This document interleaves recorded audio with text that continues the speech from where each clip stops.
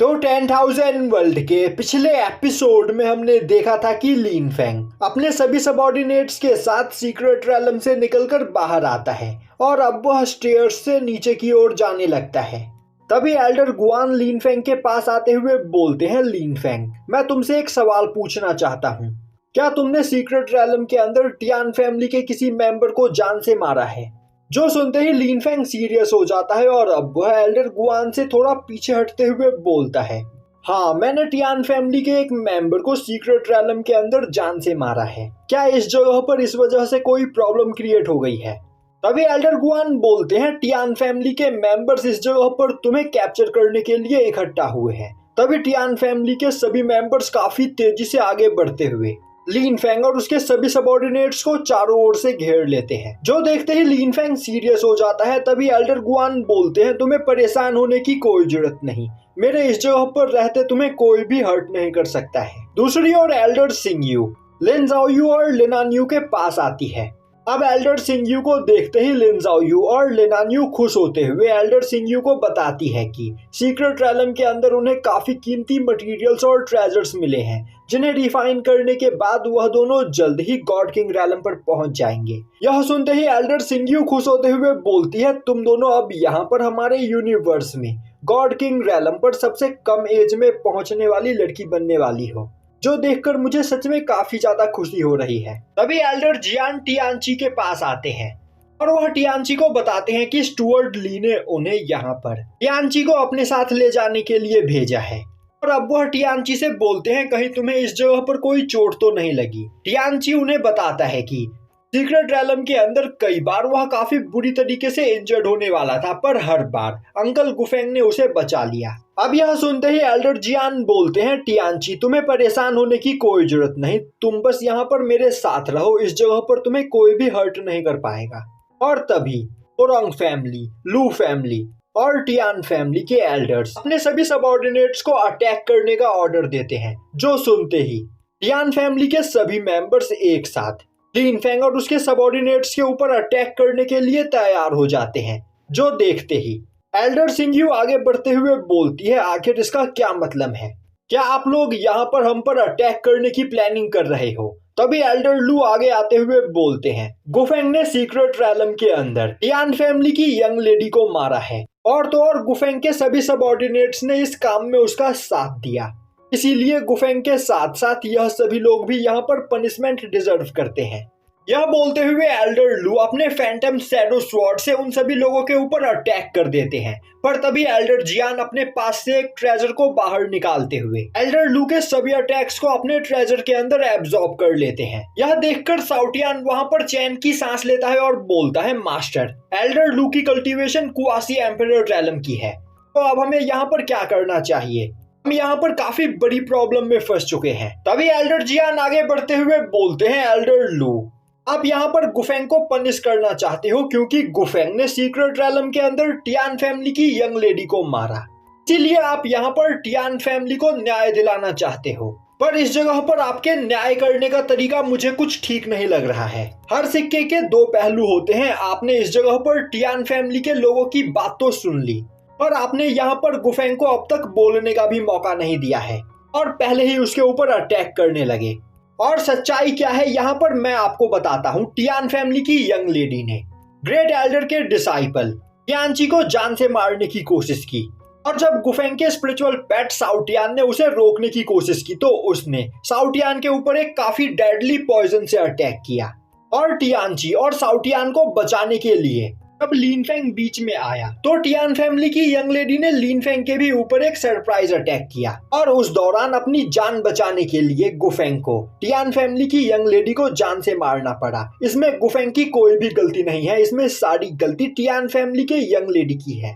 अब यह सुनते ही एल्डर लू गुस्से में बोलता है, एल्डर जियान, तुम मेरे जूनियर हो और मेरे जूनियर होकर तुम यहाँ पर मुझसे सवाल पूछने की हिम्मत कर रहे हो। आखिर तुम्हारी हिम्मत कैसे हुई यहाँ पर मेरे काम में इंटरफेयर करने की? यह बोलते हुए एल्डर लू एल्डर जियान के ऊपर अटैक करते हैं। एल्डर जियान उस अटैक को ब्लॉक करने की कोशिश करते हैं, पर उनका अटैक डिस्ट्रॉय हो जाता है और अब वह उस जगह पर इंजर्ड हो जाते हैं। तभी एल्डर लू दोबारा से एक जाइंट फैंटम स्वॉर्ड को समन करते हुए उससे लिन फैंग के ऊपर अटैक करने के लिए आगे बढ़ता है। अभी एल्डर सिंगयू आगे बढ़ते हुए बोलती है, एल्डर लू आपको क्या लग रहा है, आप यहाँ पर हमारे सीनियर हो तो आप इस जगह पर बिना किसी प्रॉब्लम के हमें बुली कर सकते हो। यह बोलते हुए वह उस जगह पर एक फॉर्मेशन बनाते हुए अपनी मास्टर क्विन क्विन की धर्मा बॉडी को समन करती है और अब क्विन क्विन बस अपने ऑरा प्रेशर से एल्डर लू के फैंटम स्वॉर्ड को डिस्ट्रॉय करते हुए वहां पर मुरोंग फैमिली, लू फैमिली और टियान फैमिली तीनों के ही एंसेस्टर्स को इंजर्ड कर देती है। अब क्विन क्विन को देखते ही लिन ज़ाओयू और लिनान्यू आगे बढ़ते हुए उसे ग्रीट करती है। दूसरी ओर साउटियान क्विन क्विन को देखते हुए सोचने लगता है, यह लेडी तो सच में बहुत ही ज्यादा खूबसूरत है और तो और यह जितनी ज्यादा खूबसूरत है उतनी ही ज्यादा पावरफुल भी है। अगर यह लेडी यहाँ पर हमारे साथ है तो हमें किसी से भी डरने की कोई जरूरत नहीं। अब एल्डर लू क्विन क्विन को देखकर परेशान हो जाता है और सोचने लगता है, senior Qin Qin quasi emperor realm के 6th लेवल पर है जबकि मैं अभी बस क्वासी एम्परर रैलम के 1st लेवल पर ही हूँ। मैं सीनियर से फाइट में नहीं जीत सकता हूँ, पर इस जगह पर फाइट स्टार्ट हो चुकी है तो अब मैं पीछे नहीं हट सकता हूँ वरना इस जगह पर मेरी काफी ज्यादा बेइज्जती हो जाएगी। यह सोचते हुए वह चिल्लाते हुए बोलता है, सीनियर क्विन क्विन मेरे रास्ते से हट जाइए, आज मैं इस कातिल गुफेंग को यहाँ पर पनिश करके ही रहूंगा। तभी क्विन क्विन बोलती है, मेरे इस जगह पर रहते यहाँ पर तुम किसी को भी हाथ भी नहीं लगा सकते हो। जो सुनते ही साउटियान काफी ज्यादा खुश हो जाता है। तभी एल्डर लू गुस्से में चिल्लाते हुए बोलता है, गुफेंग एक कातिल है, अब तक मास्टर जी टियान ने इसे अपना डिसाइपल स्वीकार किया भी नहीं है और अभी ही इसने टियान फैमिली की यंग लेडी को जान से मार दिया। साथ ही साथ मुरोंग फैमिली और लू फैमिली के यंग मास्टर को सीक्रेट रैलम के अंदर इसने बुली किया। अगर आज मैं इसे यहाँ से जाने देता हूँ तो फ्यूचर में हमारे सेक्ट को ज्वाइन करने वाले बाकी डिसाइपल्स भी ऐसी ही गुस्ताखी करने की कोशिश करेंगे, इसीलिए आज मैं गुफेंग को बिना पनिश किए यहाँ से नहीं जाने दूंगा। तभी क्विन क्विन बोलती है, तुम इतने टाइम से मुझे यहाँ पर लेक्चर दे रहे हो पर क्या तुम्हें सच में लगता है कि तुम मुझे लेक्चर देने के वर्दी हो। यह बोलते हुए वह एक कुन स्पिरिट को समन करते हुए एल्डर लू के ऊपर अटैक करती है। जो देखते ही एल्डर लू, टियान फैमिली की एंसेस्टर और मुरोंग फैमिली का हेड तीनों ही काफी ज्यादा डर जाते हैं और अपनी जान बचाकर उस जगह से भागने लगते हैं। पर वह कुन स्पिरिट काफी ज्यादा फास्ट होता है और अब वह काफी तेजी से एल्डर लू के पास पहुंचते हुए उसे अपने जबड़ों में पकड़ लेता है। जो देखते ही आसपास खड़े सभी लोग परेशान हो जाते हैं। दूसरी ओर एल्डर लू भी काफी ज्यादा डर चुका होता है और अब वह चिल्लाते हुए बोलने लगता है, ग्रैंड अंकल यहाँ पर मेरी मदद कीजिए वरना आज इस जगह पर मेरा मरना तय है। अब उसकी आवाज सुनते ही लू फैमिली का ग्रेट एंसेस्टर अपने स्वॉर्ड इंटेंट से अटैक करते हुए उस कुन स्पिरिट को डिस्ट्रॉय कर देता है और अब वह चिल्लाते हुए बोलता है, क्विन क्विन पिछले हजारों सालों से मुरोंग फैमिली, लू फैमिली और टियान फैमिली स्टार पैलेस के साथ मिलकर काम करते आ रहे हैं, तो आखिर आज ऐसा क्या हो गया कि तुम सभी लोग एक दूसरे के खून के प्यासे हो रखे हो। अब लू फैमिली के ग्रेट एंसेस्टर की पावर को सेंस करते ही साउटियान काफी ज्यादा डर जाता है। वहीं पर थंडर ड्रैगन भी काफी ज्यादा परेशान हो जाता है और बोलने लगता है, लिन फैंग यह पर्सन भी क्वासी एम्परर रैलम के 6th लेवल पर है तो यहाँ पर सावधान हो जाओ। अब अपने ग्रेट एंसेस्टर को देखते ही एल्डर लू उन्हें बताता है कि उनके सामने खड़ा जो पर्सन है उसने टियान फैमिली की यंग लेडी को जान से मार दिया है और एल्डर क्विन क्विन इस जगह पर उस पर्सन को बचाने की कोशिश कर रही है। अब यह सुनते ही लू फैमिली का ग्रेट एंसेस्टर लू चेंगकोंग लिन फैंग की ओर देखता है और अब वो अपनी पावर का यूज करते हुए लिन फैंग की कल्टीवेशन को चेक करने की कोशिश करता है और अब वह लिन फैंग को देखते ही समझ जाता है कि यह लिन फैंग की रियल बॉडी नहीं बल्कि एक क्लोन है। साथ ही साथ वह लिन फैंग की आइडेंटिटी भी पहचान जाता है और बोलता है, यह वही पर्सन है जो आज से 10 साल पहले डीमन क्लैन के मेंबर्स के हाथों से केओस ऑर्ब को लेकर भागा था। यह देखते ही थंडर ड्रैगन परेशान हो जाता है और अब वह लिन फैंग को बताता है, लिन फैंग यह पर्सन मेरे द्वारा क्रिएट किए गए केओस मास्क के आर पार देखने में कामयाब हो गया है, इस वजह से इसे तुम्हारी रियल आइडेंटिटी के बारे में पता चल चुका है और इस पर्सन को डीमंस के साथ हुई तुम्हारी फाइट के बारे में सब कुछ पता है, तो शायद से यह पर्सन डीमन सपोर्टर है। यह सुनते ही लिन फैंग बोलता है, अगर मैं अपनी पूरी पावर का यूज करते हुए इससे फाइट करूं तो तुम्हें क्या लगता है यहाँ पर मेरे जीतने के कितने परसेंटेज चांसेस है। तभी थंडर ड्रैगन बोलता है, अगर हम दोनों अपनी पूरी पावर का यूज करते हुए भी इस पर्सन के साथ फाइट करें तो भी यहाँ पर हमारे जीतने के चांसेस बस 3% ही है। यह सुनते ही लिन फेंग परेशान हो जाता है और बोलता है तो अब हमारे पास कोई दूसरा रास्ता नहीं है, हमें यहाँ से अपनी जान बचाकर भागना होगा। थंडर ड्रैगन बोलता है तुम्हें यहाँ पर काफी होशियारी से काम लेना होगा, क्योंकि तुम्हारी एक गलती हमारे 10 सालों की मेहनत पर यहाँ पर पानी फेर सकती है।